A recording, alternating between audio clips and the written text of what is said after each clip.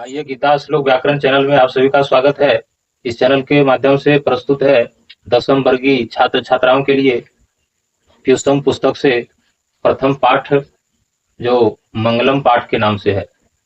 और इस तरह से मंगलम पाठ को जानने के लिए आप सबसे पहले प्यूषम को जानिए और प्यूषम से पहले जानने की जो बात है उसको पहले जानिए, क्योंकि संस्कृत को जानने के लिए व्याकरण को जानना बहुत जरूरी होता है। और इस तरह से 10वीं वर्गीय जो छात्र छात्राएं हैं उन लोगों के लिए जो बोर्ड परीक्षा में सवाल पूछे जाएंगे और उसी के तहत से आज हम आप लोगों को ऐसा टिप्स बताने जा रहे हैं जो बिल्कुल आपके परीक्षा के लिए उपयोगी है।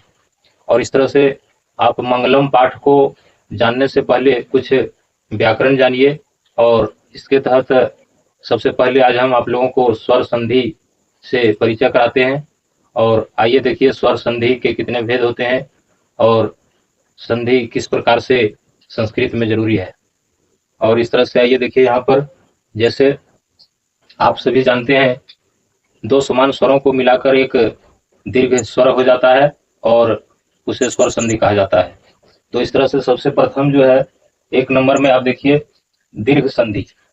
और इस दीर्घ संधि में क्या गुण है और क्या नियम है आप इसको भी जानिए। अब यहाँ बताते हैं, दो समान स्वरों को मिलाकर एक दीर्घ स्वर हो जाता है। और इस तरह से दो समान स्वर को मिलाकर एक दीर्घ स्वर हो जाता है। और उस तरह से या ई उ दीर्घ है, यो या हर सही दीर्घ ही, ये सब क्या है, ये सब दीर्घ स्वर है। और इस तरह से अब इसका संधि विच्छेद में अगर यदि आप प्रयोग करेंगे तो स्वर संधि को पहचानने का एक बिल्कुल सरल उपाय आप लोगों को हम बताने जा रहे हैं और इस पर आप लोग ध्यान दीजिए। और यह ऐसा सूत्र हम बताने जा रहे हैं जिस सूत्र को आप अगर याद रखें तो आपको कोई भी स्वर संधि को पहचानने में तनिक भी देर न लगेगा। और इस तरह से स्वर संधि का एक खास नियम को हम आप लोगों को बताने जा रहे हैं। और इस तरह से देखिए, स्वर संधि का खास नियम होता है जो स्वर से ही वर्ण को पैदा करे, उत्पत्ति करे, वह स्वर संधि कहलाता है। और हम अभी आप लोगों को यहाँ पर दिखाएंगे स्वर से वर्ण की उत्पत्ति कैसे होता है। तो आइए यहाँ पर देखिए, जैसे दक्षिण अरण्य, दक्षिण जोड़ अरण्य, और इसमें अब देखिए यहाँ पर यो है और इसको अगर संधि विच्छेद किया जाएगा तो अब यहाँ स्वर से यो लेना पड़ेगा। यहाँ तो यो है नहीं, दक्षिणारण्य लिखा हुआ है, दक्षिणारण्य, दक्षिण जोड़ अरण्य बराबर क्या होता है, दक्षिणारण्य। दक्षिणारण्य में यो आपको स्पष्ट रूप से दिखाई नहीं देगा, लेकिन स्वर से आपको यो का उच्चारण करना पड़ेगा, दक्षिणा अरण्य, दक्षिण अरण्य। तो इस तरह से आप देखेंगे कि यहाँ पर भी आप देखें कि स्वर से वर्ण को उत्पत्ति करके उच्चारण करना पड़ता है, तब होता है दक्षिण अरण्य। और लिखा क्या हुआ है, दक्षिणारण्य। लेकिन जब स्वर से वर्ण का उच्चारण होता है और जब स्वर से वर्ण पैदा होता है तब यहाँ पर क्या उच्चारण होता है, दक्षिण अरण्य। यो आ जाता है, यहाँ पर यो है लेकिन यहाँ पर यो नहीं है, लेकिन स्वर से इसका उच्चारण यो लाना पड़ता है। और इसलिए स्वर से वर्ण को पैदा करने वाले जो शब्द होते हैं वे स्वर संधि होते हैं। और इस तरह से ये आपको दीर्घ संधि के तहत से हम बता रहे हैं। और इस तरह से अब दूसरा शब्द देखिए, अधिजोड़ ईश्वरा। अब अधिजोड़ ईश्वरा में भी देखिए यहाँ पर ई है और यहाँ पर ई नहीं है। अब देखिए यहाँ पर स्वर संधि को स्वर से अब यहाँ वर्ण का उच्चारण करना पड़ता है। स्वर से क्या करना पड़ता है, वर्ण पैदा करना पड़ता है, वर्ण पैदा होता है। यहाँ पर ई है और यहाँ पर ई नहीं है, तो यहाँ पर अब स्वर से अधि ईश्वर, अधि ईश्वर। तो इस तरह से अधिस्वर जो है, अधि जोड़ ईश्वर। अब यहाँ पर देखिए ई है और यहाँ ई नहीं है, तो यहाँ उच्चारण से ई लेना पड़ता है, अधि ईश्वर। इस तरह से ये स्वर संधि के तहत होता है। और इस तरह से अगर दूसरा शब्द आप लीजिए तो महत्व जोड़ आकांक्षी, इसमें भी यहाँ पर आपको प्रगट में यो दिखाई देगा, लेकिन यहाँ अगर आप इसको संधि कर दीजिएगा, ये विच्छेद में आपको तो पता चल रहा है कि यहाँ पर यो है, लेकिन अगर इसको संधि किया जाएगा तो महत्वाकांक्षी हो जाएगा। और यहाँ पर फिर आपको स्वर से वर्ण का उच्चारण करना पड़ेगा, स्वर से वर्ण पैदा करना पड़ेगा। तो इसी का नाम है स्वर संधि, जो स्वर से वर्ण को पैदा जिस शब्द में हो वह स्वर संधि होता है।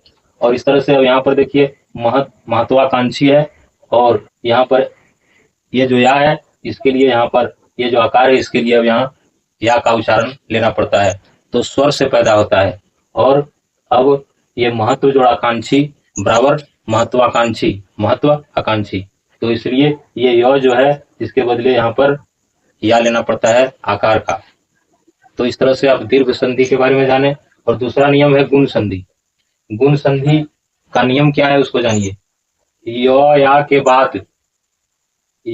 के बाद ई या ई रहे तो दोनों को मिलाकर ए हो जाता है। ये आपको गुण संधि का नियम है। दोनों को मिलाकर क्या हो जाता है? ए हो जाता है। य वर्ण के बाद उ और सहू रहे तो दोनों को मिलाकर ओ हो जाता है। और इस तरह से इसके अंदर में भी आप देखेंगे जो स्वर से वर्ण का पैदा होता है। ये जो गुण संधि है, एक नंबर में तो हमने आपको बताए दीर्घ संधि, और दूसरा नंबर में देखिए गुण संधि। गुण संधि में इसका खास नियम क्या है? या के बाद ई या ई रहे तो दोनों को मिलाकर ए हो जाता है। य वर्ण के बाद उ हर्षहु रहे तो दोनों को मिलाकर ओ हो जाता है। अब कैसे होता है? अब देखिए यहाँ भी वही बात जो मैंने आगे बता चुका हूँ, महा जोड़ उदय। अब देखिए यहाँ पर जब संधि विच्छेद है, एक एक शब्द है महा उदय, और जब ये संधि हो गया तो क्या हुआ? महोदय। महा उदय बराबर महा जोड़ उदया बराबर महोदय, इस तरह से। अब यहाँ भी देखिए स्वर से, अब यहाँ उ नहीं है, यहाँ पर यू है, और यहाँ पर अब स्वर से उ को लेना पड़ता है, महोदय। इस तरह से ये स्वर से वर्ण का उत्पत्ति होता है। और परम जोड़ ईश्वर, दूसरा शब्द क्या है? परम जोड़ ईश्वर बराबर परमेश्वर। यहाँ भी देखिए ई है, लेकिन अब यहाँ एकार को लेकर के यहाँ पर वर्ण उत्पत्ति करना पड़ता है, और तब होता है परमेश्वर। परम जोड़ ईश्वर परमेश्वर। अब इसमें भी देखिए यहाँ पर ई नहीं है, लेकिन उच्चारण में ई आ जाता है, परम ईश्वर से परमेश्वर, तो परम जोड़ ईश्वर परमेश्वर। इसमें भी देखिए यहाँ पर ई है, अब इसको यहाँ विच्छेद कर दीजिए तो ई आ गया। यहाँ पर तो ई है नहीं, लेकिन विच्छेद कर दिए तो यहाँ पर ई आ गया, तो स्वर से ई आ गया। अब यहाँ पर देखिए वो है, यहाँ वो तो नहीं है, लेकिन जब संधि विच्छेद हो गया तो यहाँ पर वो प्रकट हो गया। उसी तरह से यहाँ पर देखिए ई नहीं है, लेकिन जब ये संधि विच्छेद हो गया तो यहाँ पर ई प्रकट हो गया। और उसी तरह से यहाँ पर देखिए महत्वाकांक्षी, यहाँ य नहीं है, लेकिन जब संधि विच्छेद हो गया तो यहाँ य प्रकट हो गया। और कैसे प्रकट हो गया? ये स्वर से वर्ण पैदा हुआ।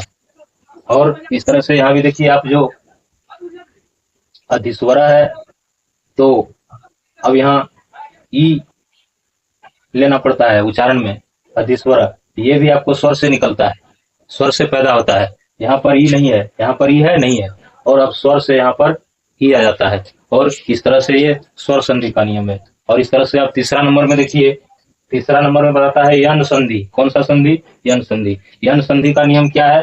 तो यन संधि का नियम है, यदि ई उ री के बाद, यदि ई उ री के बाद भिन्न स्वर हो तो ई का यो, उ का वो, री का रो हो जाता है। जैसे अब यहाँ पर देखिए इति जोड़ा कर्ण, इत्याकर्ण। अब यहाँ पर देखिए इति और यहाँ पर इत्याकर्ण, तो ये स्वर से यहाँ पर ई का उच्चारण करना पड़ता है, तो ये स्वर से पैदा होता है। ये जो ई है तो में ती जो लगा हुआ है इति, ये स्वर से यहाँ पर लेना पड़ता है, तब होता है इति। यहाँ पर है तो इति तो है नहीं, यहाँ है इत्या, लेकिन अब स्वर से यहाँ पर इति लेना पड़ता है। इसी का नाम है स्वर से वर्ण की उत्पत्ति, और इसी का नाम है स्वर संधि। और इस तरह से अब यहाँ देखिए अति जोड़ाचार बराबर अत्याचार। अब यहाँ भी देखिए यहाँ यति नहीं है, लेकिन अब स्वर से उत्पत्ति, वर्ण की उत्पत्ति करने के बाद यहाँ पर यति आ जाता है। संधि विच्छेद करने पर क्या होता है? अति जोड़ाचार बराबर अत्याचार। अब यहाँ पर ती तो नहीं है, हर सही नहीं है, लेकिन उच्चारण से यहाँ आ जाता है अति, तब होता है अति जोड़ाचार बराबर अत्याचार। उसी तरह से इति युक्तवा, इति युक्तवा जो है, अब इसमें भी देखिए यहाँ हर सही नहीं है, लेकिन ये जो संधि विच्छेद जब हुआ, इति जोड़ उक्तवा को जब संधि कर दिया गया तो हो गया इति युक्तवा। और ये आपको इति जो है सो यहाँ स्वर से बनाना पड़ता है, स्वर से उत्पत्ति करना पड़ता है, स्वर से उच्चारण करना पड़ता है इति का, जबकि यहाँ इति नहीं है फिर भी यहाँ इति का उच्चारण करना पड़ता है। इसी का नाम है स्वर संधि, जो स्वर से वर्ण को पैदा करता है। और इस तरह से अब यहाँ चौथा नंबर में देखिए वृद्धि संधि। और वृद्धि संधि का नियम है यो या के बाद ये या ये हो तो दोनों के स्थान में ये हो जाता है। वृद्धि संधि का नियम क्या है? यो या के बाद ये या ए हो तो दोनों के स्थान में ए हो जाता है। यदि यो वर्ण के बाद ओ या औ रहे तो दोनों के स्थान पर ओ हो जाता है। अब यहाँ पर देखिए कैसे होता है, और ये भी स्वर संधि है, और इसमें भी अब देखिए स्वर से वर्ण पैदा हो जाता है। देखिए यहाँ अब है यहाँ तथेव, अब तथा जोड़ेव। अब यहाँ पर देखिए स्वर से ही बदलाव आ गया है तथेव। अब यहाँ तथा है और जब संधि कर दिया गया तथा जोड़ेव का तो हो गया तथेव। तो अब यहाँ ये स्वर से लेना पड़ता है, इस स्वर को अलग करना पड़ता है तो तथा हो जाता है। और इसी को बोले थे कि आ और ए तो दोनों के स्थान पर ए हो जाता है, तो यहाँ ए हो गया। वर्ण के बाद ओ या और है तो दोनों के स्थान पर ओ हो जाता है, तो इस तरह से तथेव। अब इसमें भी देखिए स्वर से वर्ण पैदा होता है। अब देखिए यहाँ पर एव नहीं है, एव किस तरह से, यहाँ ऊपर में एकार तो नहीं है, तथा एव और तथेव। जब संधि हो गया तो तथेव हो गया, और जब विच्छेद कर दिया तो तथा हो गया। तो ये अब स्वर से उत्पन्न होता है। यहाँ ए था और यहाँ आ गया। और सदा जोड़ेव, अब इसमें देखिए स्वर से वर्ण, अब यहाँ सदा जोड़ेव है और यहाँ सदैव है। अब देखिए इसको वर्ण से यहाँ पर सदा उच्चारण करना पड़ता है। सदैव का उच्चारण क्या करना पड़ता है? सदा, तब होता है सदा जोड़ेव और तब बनता है सदैव, और ये स्वर संधि है। और यहाँ भी स्वर से वर्ण पैदा होता है। उस तरह से अब देखिए यहाँ पर महाजोड़ औषधि, महौषधि। अब देखिए यहाँ महौषधि में ओ नहीं है, यहाँ पर जो महौषधि लिखा हुआ है उसमें ओ नहीं है, लेकिन जब यहाँ संधि विच्छेद है महा और औषधि तो दोनों को मिलाकर हो जाता है महौषधि। और अब यहाँ स्वर से वर्ण का उच्चारण करना पड़ता है ओ। महो का क्या उच्चारण करना पड़ता है? ओ। ये जो ओ है उसके लिए यहाँ ओ उच्चारण करना पड़ता है, और इसी का नाम है स्वर से वर्ण की उत्पत्ति। और ये स्वर संधि में ऐसा गुण होता है। और उसके बाद अब देखिए 5वें नंबर में अयादि संधि। अयादि संधि का नियम है बाद में भिन्न स्वर हो तो, अगर किसी भी शब्द के अंतिम में अगर या उपधा में बाद में भिन्न स्वर हो तो ए का आय, ओ का अब, ए का आय, ओ का आव हो जाता है। और किस तरह से होता है? अब देखिए इसमें भी वही बात है, इसमें भी स्वर से ही वर्ण की उत्पत्ति करना पड़ता है, और इसे स्वर संधि कहते हैं। और इस शब्द को मैं बार बार इसलिए दोहरा रहा हूं कि स्वर संधि का एक खास नियम है जो स्वर से वर्ण को उत्पन्न करता है, और ये खास गुण है स्वर संधि का और पहचानने का। अगर इस टिप्स को आप समझ लें कि जहाँ स्वर से वर्ण की उत्पत्ति हो तो वह जरूर स्वर संधि है, इसमें कोई दो मत नहीं है। अब यहाँ पर देखिए अयादि संधि को हम बता रहे हैं, बाद में भिन्न स्वर हो तो ए का आय, ओ का आव, ए का आय और ओ का आव हो जाता है। जैसे अब देखिए यहाँ सैनम, तो अगर हम संधि विच्छेद इसका करते हैं तो अब इसको हम स्वर से ही, यहाँ लिखा नहीं है एक कार तो दिया नहीं है, लेकिन स्वर से यहाँ पर एक कार लेना पड़ता है, तो इसी का नाम है स्वर संधि। से जोड़ा नम तब बराबर होता है सैनम। अब देखिए यहाँ ए है और यहाँ पर एकार नहीं है, तो अब स्वर से यहाँ पर ये लेना पड़ता है। जब हम विच्छेद करते हैं तो इसके स्वर से यहाँ पर ये लेना पड़ता है, तब से जोड़ानम तब होता है सैनम। उस तरह से अब यहाँ जो नैनम है, ने जोड़ेनम, अब नैनम में भी यहाँ पर न में एकार नहीं है, लेकिन स्वर से बनता है। ये जो ने है ये स्वर से बनता है, तो ने जोड़ेनम तब होता है बराबर नैनम, और ये स्वर से वर्ण का उत्पत्ति होता है यहाँ पर भी। और इस तरह से अब देखिए यहाँ पवना, अब पवन का संधि विच्छेद अगर आप करेंगे तो यहाँ पर पौ में ओकार नहीं है, लेकिन स्वर से यहाँ पर ओ जोड़ अना पवना, तो ये भी स्वर से ही वर्ण का उत्पत्ति करता है यहाँ भी। और फिर पावका, अब यहाँ भी ओकार नहीं है, और इस तरह से यहाँ भी देखिए आप स्वर से वर्ण का उत्पत्ति कैसे होता है, ओ जोड़ का बराबर पावका। अब देखिए यहाँ जब संधि विच्छेद हो गया तो पा के जगह पर पौ हो गया, तो इसी का नाम है स्वर से वर्ण की उत्पत्ति। उसके बाद यहाँ पर देखिए भवनम, यहाँ पर भवन है और जब ये विच्छेद हो जाता है, अलग हो जाता है, तो भ में ओकार लग जाता है, यह भी स्वर से होता है, और ये इसी को बोला जाता है स्वर से वर्ण की उत्पत्ति। और इस तरह से ये 5वें नंबर का मैं बताए।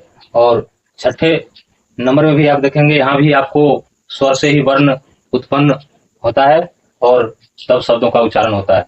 अब यहाँ देखिए बताते हैं, पदांत ए और रहने पर अय आदि के यो का विकल्प से लोप हो जाता है। अब कुछ ऐसे शब्द हैं जिसका विकल्प से लोप हो जाता है, मतलब साइलेंट हो जाता है।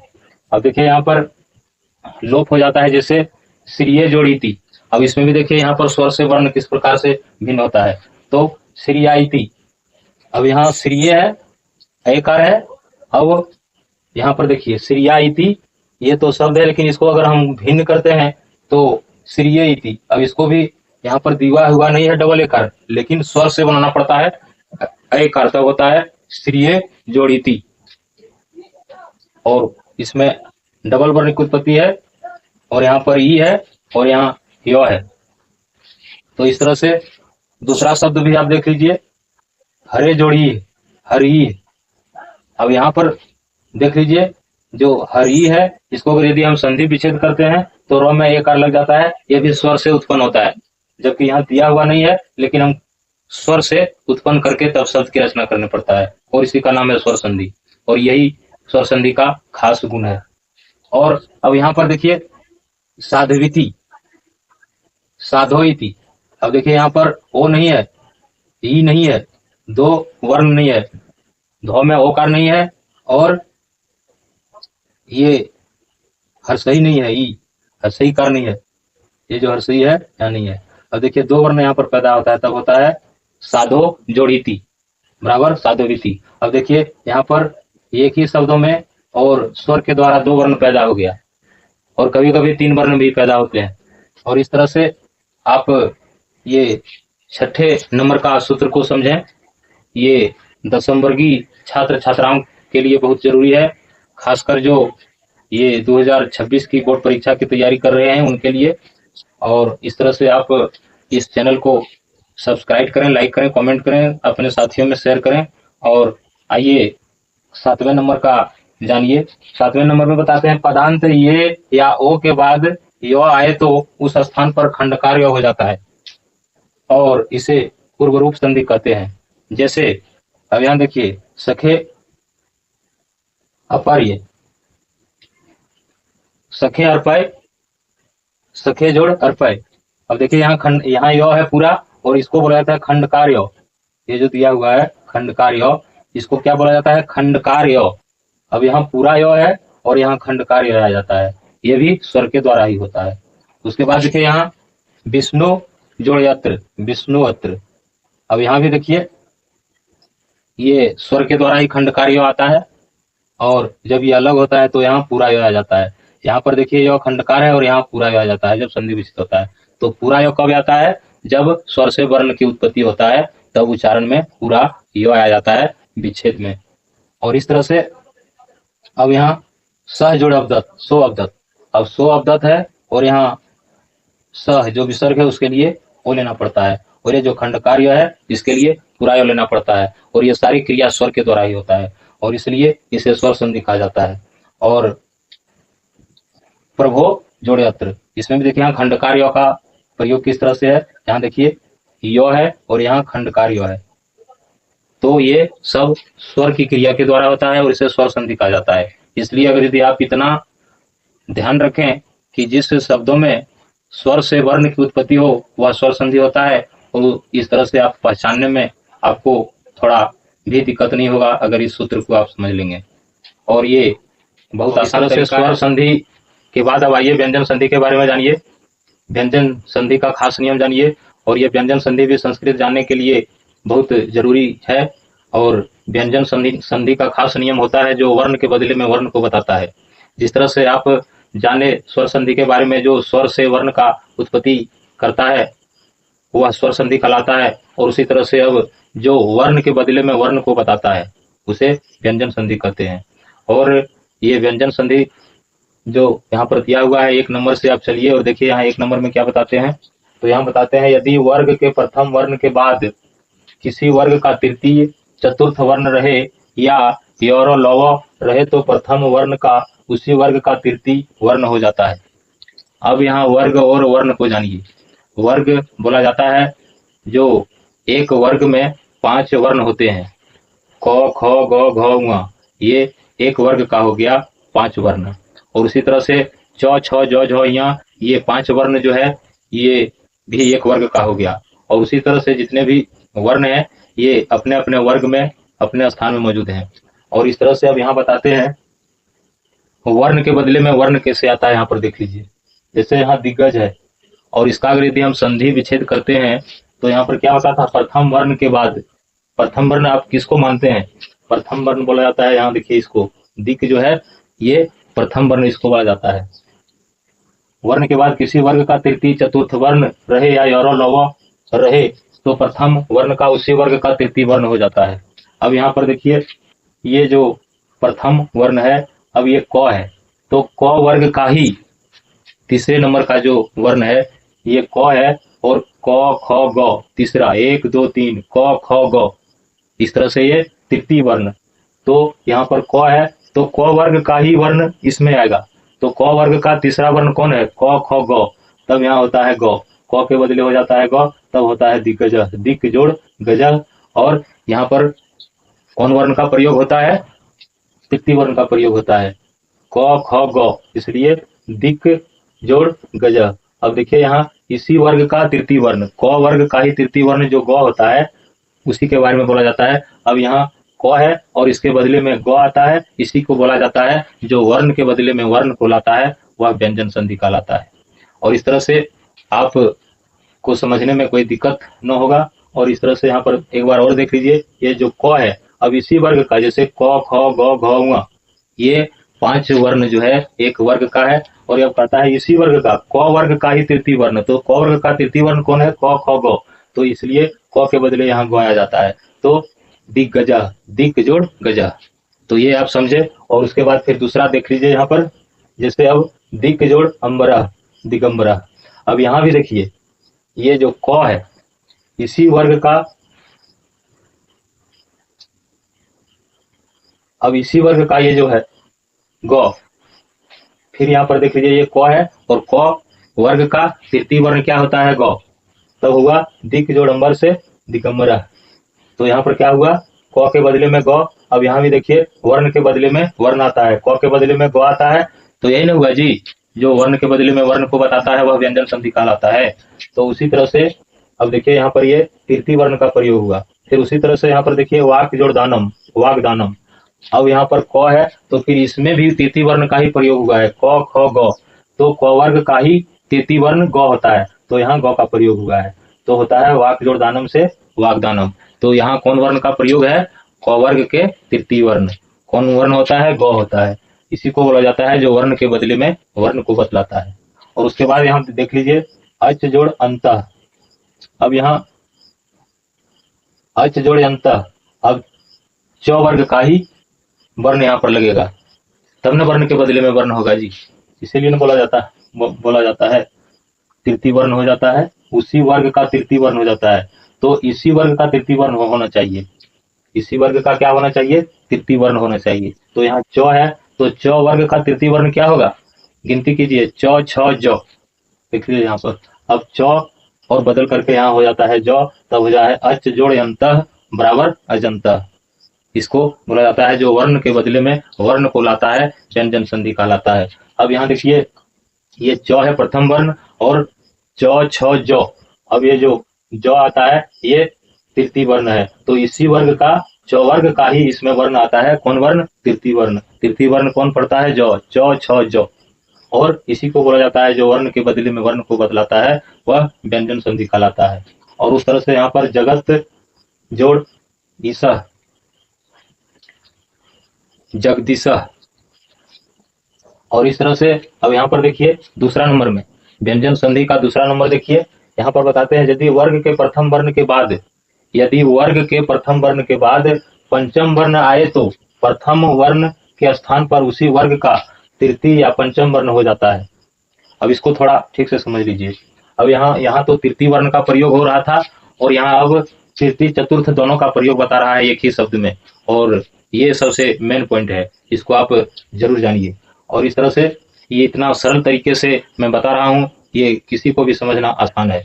और इस तरह से यहाँ देखिए यदि वर्ग के प्रथम वर्ण के बाद पंचम वर्ण आए तो प्रथम वर्ण के स्थान पर उसी वर्ग का तृतीय या पंचम वर्ण हो जाता है।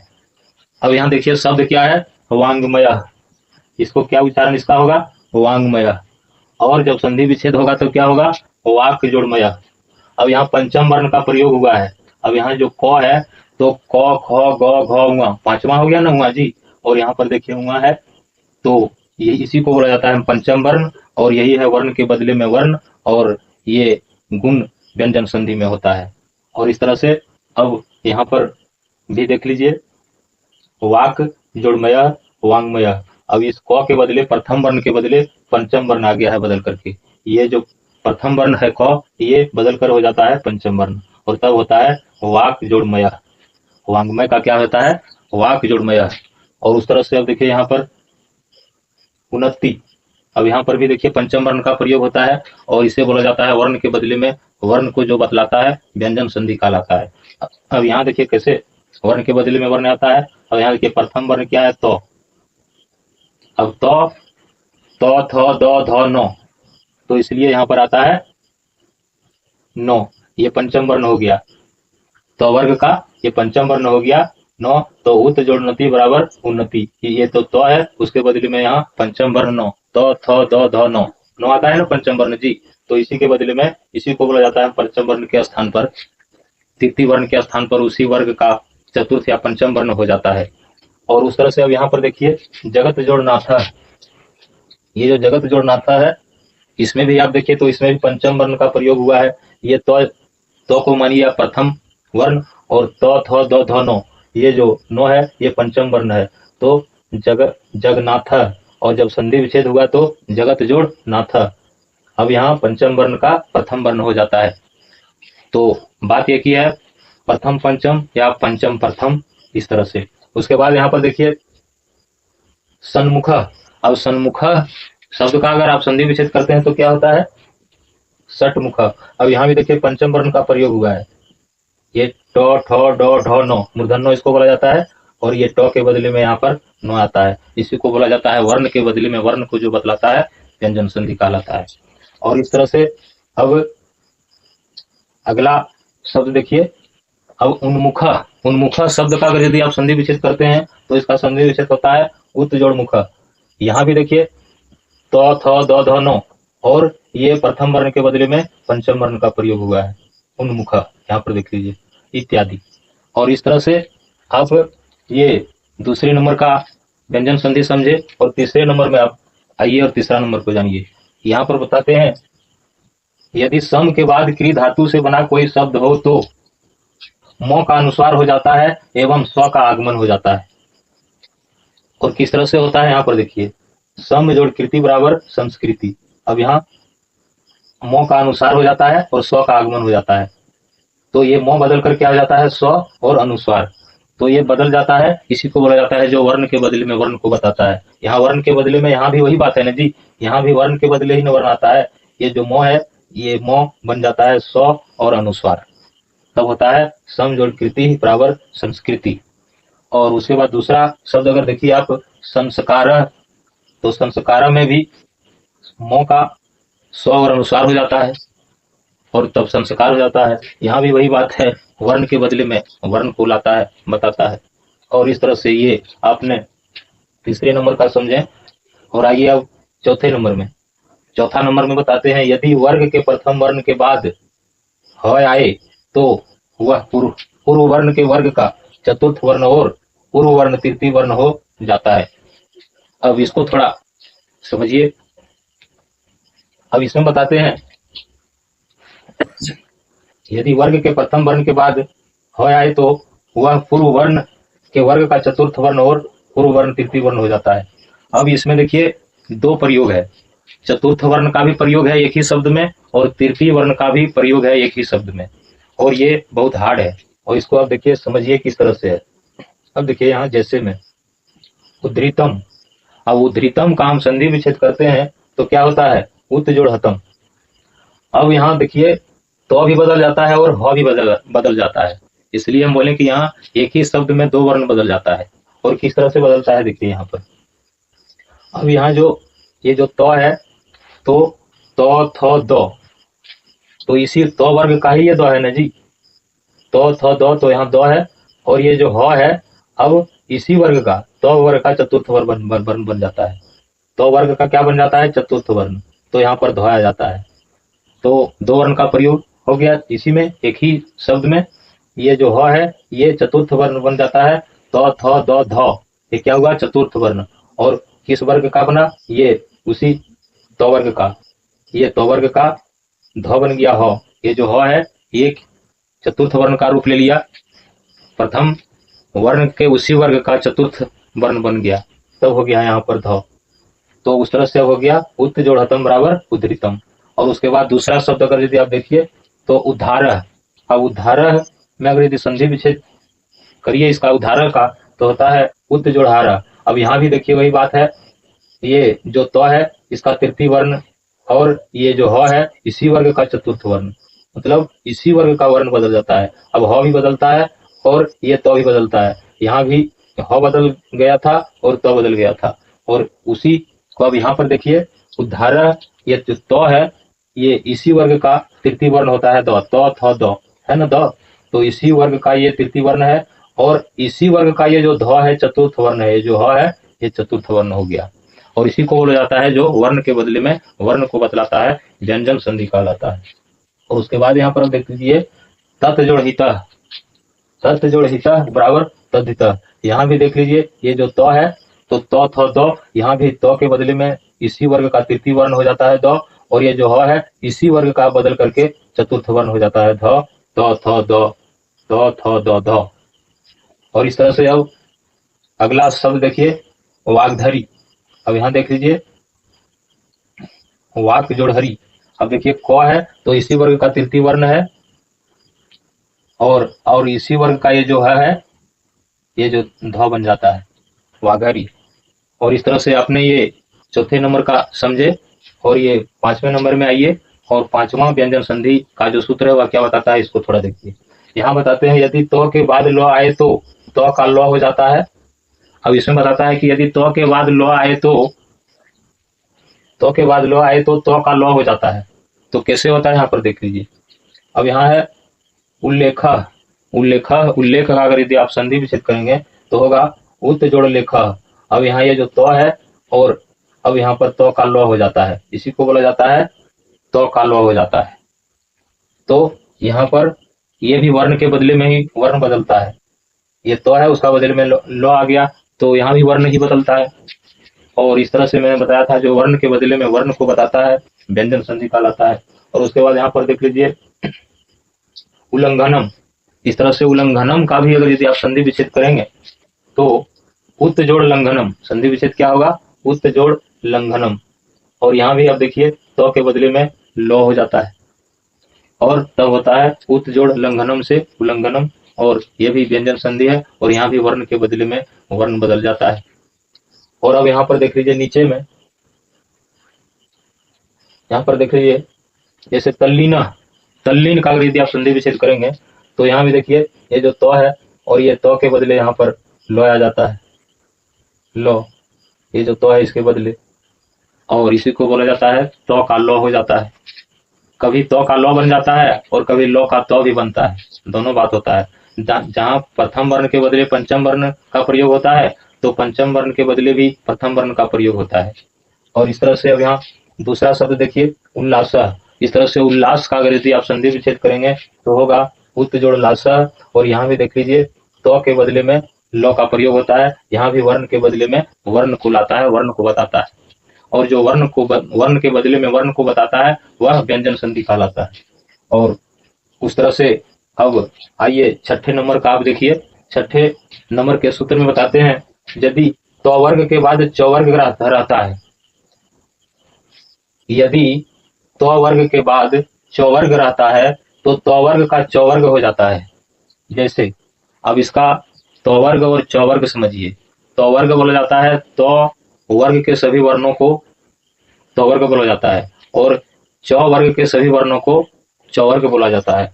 और यहाँ पर अब संधि विच्छेद में आप प्रयोग करके देख लीजिए। यहाँ पर जैसे होता है उच्चारणम, अगर उच्चारणम का हम संधि विच्छेद करते हैं तो संधि विच्छेद क्या होता है? उत जोड़ चारणम। अब यहाँ पर देखिए तो वर्ग का चौ वर्ग बन गया है। ये जो तो है इसका हो गया है चौ, इसी को बोला जाता है तो वर्ग का चौवर्ग हो जाता है, और चौवर्ग का तो वर्ग भी होता है। तो इस तरह से मैं आशा करता हूँ आप लोग समझ गए। विसर्ग संधि के बारे में जानिए। जिस तरह से आपने स्वर संधि व्यंजन संधि को समझे उस तरह से आइए विसर्ग संधि को समझिए, और इस विसर्ग संधि को लाइक करें, कमेंट करें, फॉलो करें और साथियों से शेयर करें। और इस तरह से ये दसम वर्गीय छात्र छात्राओं के लिए बहुत परीक्षोपयोगी है। और इस तरह से आइए अब यहाँ पर देखिए विसर्ग संधि के नियम और गुण क्या है। और यहाँ पर 1 नंबर में बताते हैं, यदि विसर्ग के पहले य स्वर रहे और बाद में तृतीय चतुर्थ पंचम या यरो लव में से कोई वर्ण आए तो विसर्ग का ऊ हो जाता है। वही ऊ अपने पूर्ववर्ती य से मिलकर ओ बन जाता है। और इस तरह से एक बार फिर नियम को आप देख लीजिए, और इस तरह से अगर आप थोड़ा सा इसमें ध्यान दें तो आप आसानी से इस विसर्ग संधि को समझ सकते हैं। जिस तरह से आपने व्यंजन संधि को समझे, स्वर संधि को समझे, उस तरह से यहाँ पर एक बार फिर से ध्यान दीजिए। यदि विसर्ग के पहले य स्वर रहे और बाद में तृतीय चतुर्थ पंचम या यरो लवो में से कोई वर्ण आए तो विसर्ग का ऊ हो जाता है। वही ऊ अपने पूर्ववर्ती य से मिलकर ओ बन जाता है। और इसका प्रयोग करके देखिए किस तरह से बनता है। तो इस तरह से यहाँ बताते हैं मनः जोड़ रथा, इसको थोड़ा समझ लीजिए। अब यहाँ बताते हैं विसर्ग के पहले य स्वर, तो ये जो 9 है इसमें य स्वर भी छिपा हुआ है। अंतिम 9 का अंतिम स्वर य आता है और ये विसर्ग का ऊ हो जाता है। तो य और ऊ मिल करके क्या हो जाता है ओ। 9 में अ स्वर छिपा हुआ है और विसर्ग का मान क्या है, विसर्ग का मान ऊ है, विसर्ग का ऊ हो जाता है। अब यही ऊ जो बनता है विसर्ग का, यही ऊ अपने पूर्ववर्ती य से मिलकर, पूर्ववर्ती य मतलब होता है विसर्ग के पहला वाला जो वर्ण है, और ये जो वर्ण यहाँ पर 9 है, विसर्ग के पहले वर्ण क्या है 9 है, और 9 में क्या है अंतिम स्वर य छिपा हुआ है। और अब विसर्ग का य और विसर्ग का ऊ और 9 का य मिलकर के ओ का रूप धारण कर लेता है, और तब होता है मनः जोड़ रथा बराबर मनोरथा। अब यहाँ विसर्ग का ऊ होता है और 9 में जो य छिपा हुआ है उस य को मिल करके और ऊ को मिल करके और ऊ का बन जाता है, और तब होता है मनोरथा, मनः जोड़ रथा। और इस तरह से अब दूसरा शब्द को देखिए, सरह जोड़ वरह। अब ये विसर्ग का ऊ बन जाता है, और जो ये य स्वर है र में भी क्या है अंतिम स्वर य है, तो ये र का अंतिम स्वर जो य निकलता है वह य मिल करके और विसर्ग का ऊ मिल करके, विसर्ग का क्या होता है ऊ, और य और ऊ मिल करके ओ बन जाता है। तब होता है सरह जोड़ वरह बराबर सरोवरह। और उस तरह से यहाँ पर देख लीजिए मनः जोड़ रमम। अब ये जो विसर्ग है इसका ऊ बनता है, और ये जो 9 में अंतिम स्वर य है वह य मिल करके और विसर्ग का ऊ मिल करके ओ का रूप धारण कर लेता है, य जोड़ ऊ बराबर औ। उसी तरह से यहाँ पर होता है ये जो विसर्ग है, विसर्ग का क्या होता है, विसर्ग का ऊ हो जाता है, और जो 9 का अंतिम स्वर य है वह य और विसर्ग का ऊ मिल करके ओ का रूप धारण कर लेता है, और तब होता है मनः जोड़ रमम बराबर मनोरमम। और उस तरह से अगर आप देखिए यहाँ पर पयः जोड़ धरा, अब यहाँ पर भी देख लीजिए विसर्ग का ऊ मिल करके और ये जो य का अंतिम स्वर य है, ये य मिल करके और विसर्ग का ऊ मिल करके ओ बन जाता है, तब होता है पयोधरा। इसलिए संधि विच्छेद क्या होता है, पयः जोड़ धरा बराबर पयोधरा। और उसके बाद देखिए यहाँ पर तेजः जोड़ मयः। अब ज का भी अंतिम स्वर य है और विसर्ग का क्या बन जाता है ऊ, और ये ज का य मिल करके और विसर्ग का ऊ मिल करके ओ का रूप धारण कर लेता है, तो तब होता है तेजः जोड़ मयः बराबर तेजुमयः। और उस तरह से अगला शब्द को आप देखिए, जसः जोड़ धरा बराबर जसोधरा। अब ये जो तालम में स्व है इसका भी अंतिम स्वर य आता है, और विसर्ग का ऊ मिल करके तालम स्व का य और विसर्ग का ऊ मिल करके ओ का रूप धारण कर लेता है, और तब होता है जसः जोड़ धरा बराबर जसोधरा। और उसके बाद अगला शब्द को देखिए, मनः जोड़ भावः। अब ये जो 9 है इसका अंतिम स्वर य है जो विसर्ग के पहले है, और विसर्ग का ऊ और 9 का य मिल करके ओ का रूप धारण कर लेता है, और तब होता है मनः जोड़ भावः बराबर मनोभावः। और उस तरह से अगला शब्द को देखिए, जसः जोड़ दा। ये जो तालम स्व है इसका भी अंतिम स्वर य है, ये जो तालम स्व है इसका भी अंतिम स्वर य है, और विसर्ग का ऊ हो जाता है और विसर्ग काऊ और तालम सौ का अंतिम स्वर य मिल करके ओ का रूप धारण कर लेता है। इसका य और विसर्ग काऊ, तालम सौ का य और विसर्ग काऊ मिल करके क्या होता है, ओ का रूप धारण कर लेता है और तब होता है जसह जुड़ता बराबर जसोदा इत्यादि। ये मैंने 1 नंबर का बताए। और आइए अब दूसरे नंबर के बारे में जानिए। दूसरे नंबर में बताते हैं, यदि विसर्ग के बाद च या छ रहे तो विसर्ग का तालम स हो जाता है, ट या ठ रहे तो मूर्धन स हो जाता है। बस इतना ही। क्या बताते हैं, यदि विसर्ग के बाद च या छ रहे तो विसर्ग का तालम स हो जाता है और ट या ठ हो तो मूर्धन स हो जाता है। अब यहाँ प्रयोग करके देखिए कैसे होता है। यहाँ पर देखिए बताते हैं, निह जोड़ छला। तो यहाँ पर क्या बताया गया था, विसर्ग के बाद अगर च या छ रहे तो विसर्ग के बाद क्या है, छ है। यहाँ पर है ना विसर्ग जी नी में, तो विसर्ग के बाद क्या है, छ। तो विसर्ग के बाद अगर छ रहे तो विसर्ग का तालम स हो जाता है। अब ये छ ठीक है और विसर्ग का तालम स बन गया। विसर्ग का क्या हो जाता है, स, तो विसर्ग का तालम स बन गया। तो हो गया नि जोड़ छला बराबर निश्चला। और इस तरह से अब यहाँ धनु जोड़ टंकारा बराबर धनुष टंकारा। अब देखिए यहाँ विसर्ग का मूर्धन स बन जाता है, क्योंकि यहाँ पर विसर्ग के बाद ट है। यहाँ पर देख लीजिए विसर्ग का स हो जाता है, ट या ठ हो तो मूर्धन स हो जाता है। इसलिए यहाँ पर ट है और ट का क्या हो जाता है, मूर्धन स। तो क्या हो जाएगा, धनु जो टंकारा बराबर धनुष टंकारा। क्योंकि ये जो ट है इसका यहाँ बताया गया था ना जी, ट या ठ हो तो मूर्धन स हो जाता है। तो यहाँ ट है तो इसका मूर्धन स हो गया, तो तब ना हुआ जी धनु जो टंकारा बराबर धनुष टंकारा। और इस तरह से यहाँ पर अब देख लीजिए निह जोड़ कपट। अब इसमें भी देख लीजिए यहाँ पर विसर्ग का मूर्धन स हो गया, तो हो गया निष्कपट। और इस तरह से अब आइए तीसरे नंबर में देखिए, ये तीसरे नंबर का जो विसर्ग संधि है इसमें बताते हैं, यदि विसर्ग के बाद स हो तो विसर्ग का भी स हो जाता है। कैसे होता है, यदि विसर्ग के बाद स हो मूर्धन स दंत स तो क्या हो जाता है, विसर्ग का भी मूर्धन स हो जाता है। इस तरह से यहाँ पर देख लीजिए निह जोड़ संदेह, तो क्या होता है, निस्संदेह। क्योंकि विसर्ग के बाद यहाँ पर स है तो विसर्ग का भी स हो जाता है। विसर्ग के बाद अगर स रहे तो विसर्ग का भी स हो जाता है। कैसे, यहाँ पर देखिए विसर्ग का स होगा तब ना होगा जी, ये जो विसर्ग है इस विसर्ग का भी स हो गया तब ना होगा। निस्संदेह, निह जोड़ संदेह बराबर निस्संदेह। और इसी तरह से फिर यहाँ पर देख लीजिए, अब विसर्ग का स हो गया यहाँ पर, तब ने विसर्ग का स हो गया तब ने निह जोड़ शब्द बराबर निःशब्द। विसर्ग का यहाँ पर स हो गया और यहाँ तो स ही है। विसर्ग के बाद अगर स हो तो विसर्ग का भी यहाँ पर स हो जाता है, तो विसर्ग का भी स और यहाँ भी स, तब न हो गया निःशब्द। और इस तरह से ये तीसरे नंबर का मैंने बताया आप लोगों को। और आइए अब चौथे नंबर में देखिए यहाँ पर क्या बताते हैं। चौथे नंबर में बताते हैं, यदि विसर्ग के बाद यदि विसर्ग के बाद र आए तो विसर्ग का पहला स्वर दीर्घ हो जाता है।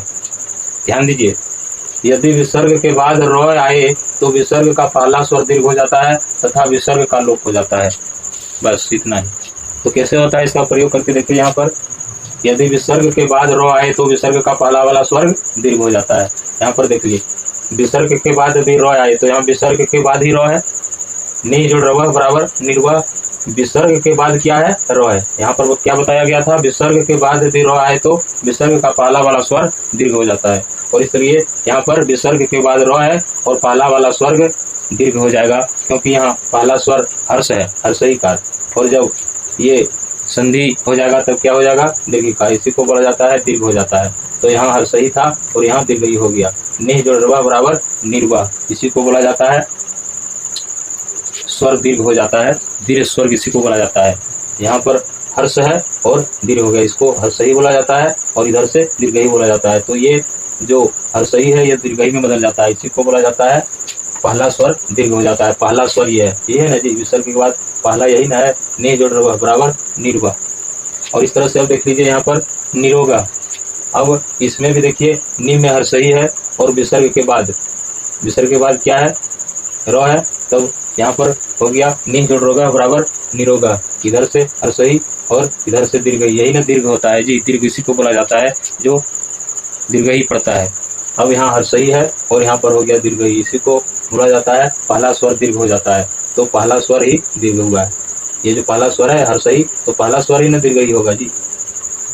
तो यही है, इसी प्रकार से होता है। और अगर तीसरा नंबर का आप प्रयोग देखिए यहाँ पर कैसे होता है, जैसे दुराजा, तू जोड़ राजा, यहाँ पर देखिए हर्षऊ है और जब संधि हो गया तो हो गया दुर्गऊ। इसी को बोला जाता है हर्ष स्वर का दीर्घ स्वर हो जाता है, दीर्घ हो जाता है, इसी को बोला जाता है हर्षऊ दुर्गऊ, हर्षई दुर्गई। तो जो पहला वाला वर्ण में होता है, यहाँ पर पहला में हुआ है, यहाँ पर पहला में हुआ है, यहाँ पर पहला में हुआ है, यहाँ पर पहला में हुआ है, यहाँ पर भी पहला में हुआ है, यहाँ पर भी पहला में हुआ है। तो इस तरह से पहला वाला स्वर। और अब देखिए यहाँ पर बताते हैं दीर्घ जोड़ आयु बराबर दीर्घायु। यहाँ भी आप देख लीजिए हर्षई है और जब ये संधि हुआ तो दीर्घई हो गया, इसी को बोला जाता है जो हर्ष स्वर रहता है वह दीर्घ स्वर हो जाता है। तो ये दीर्घ जोड़ आयु बराबर दीर्घायु, दीर्घ जोड़ आयु बराबर दीर्घायु। और इस तरह से ये मैंने आपको चौथे नंबर का बताए। और आइए अब पांचवें नंबर के बारे में जानिए। पांचवें नंबर के विसर्ग संधि में होता है, यहाँ पर देख लीजिए, यदि विसर्ग के बाद पफ रहे तो विसर्ग में परिवर्तन नहीं होता है। अब देख लीजिए यहाँ पर एक कैसा नियम है, विसर्ग के बाद क ख प रहे तो विसर्ग में परिवर्तन नहीं होता है। प्रयोग में यहाँ पर देख लीजिए, जैसे उषा जोड़ काला बराबर उषा काला, परिवर्तन नहीं हुआ। और फिर यहाँ पर देख लीजिए जलह जोड़ फलह, विसर्ग के बाद क ख तो विसर्ग के बाद क है ना जी, तो परिवर्तन नहीं हुआ, उषा काला उषा काला।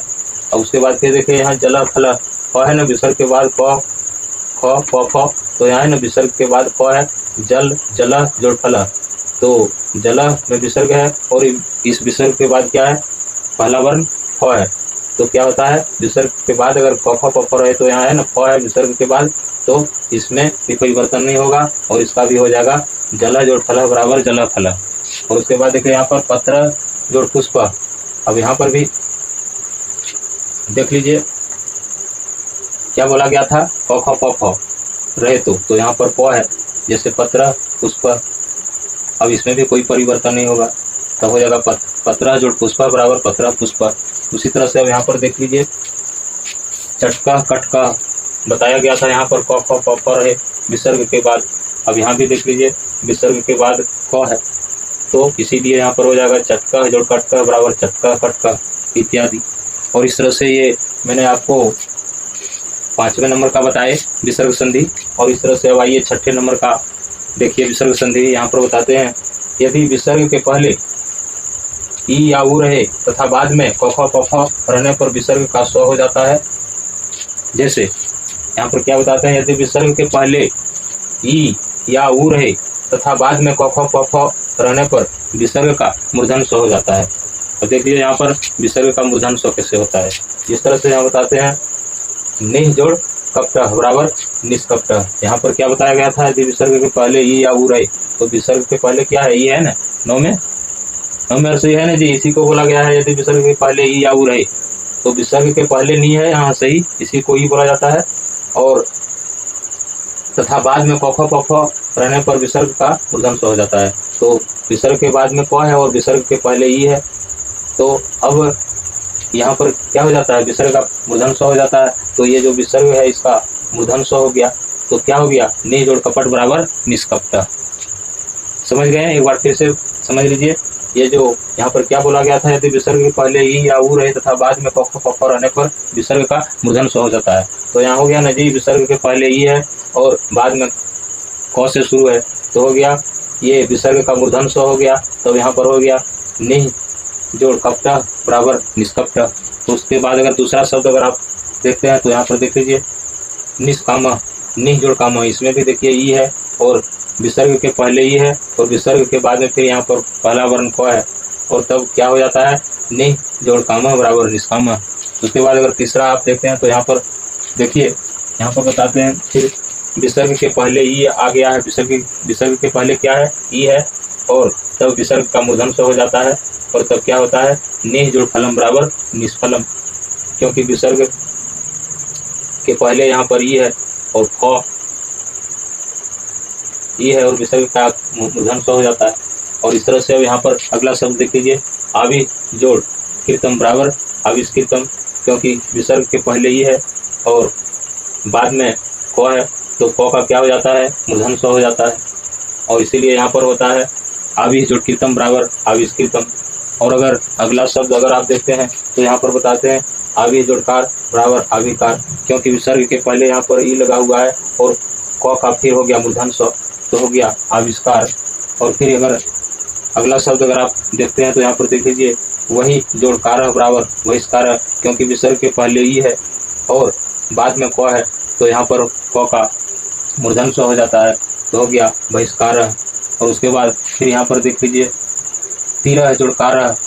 अब यहाँ पर भी पहला वर्ण क्या है, पहला वर्ण में ई लगा हुआ है और विसर्ग का मूर्धन, ये क का मूर्धन स्व हो जाता है, तो हो गया तीर जोड़कार बराबर तिरस्कार इत्यादि।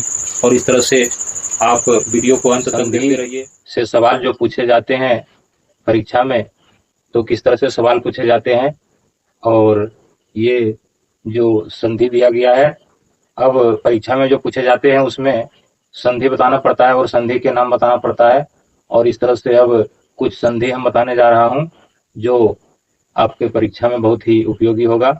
और इस तरह से देखिए यहाँ पर परीक्षा उपयोगी जो सवाल है किस तरह से, यहाँ पर देखिए यहाँ बताते हैं ये जो संधि विच्छेद है और ये किस संधि के अंतर्गत है और इसको जानिए। यहाँ बताते हैं अव्यक्तः जोड़ायम बराबर अव्यक्तो अयम, और ये है विसर्ग संधि। और उस तरह से यधिस्वर अधि जोड़ ईश्वर स्वर संधि, और उस तरह से अनुत्तमम अन जोड़ उत्तमम व्यंजन संधि। और इस तरह से आपको संधि पूछेंगे और संधि के नाम भी पूछा जाएगा परीक्षा में, और संधि विच्छेद करें और संधि के नाम बतावें।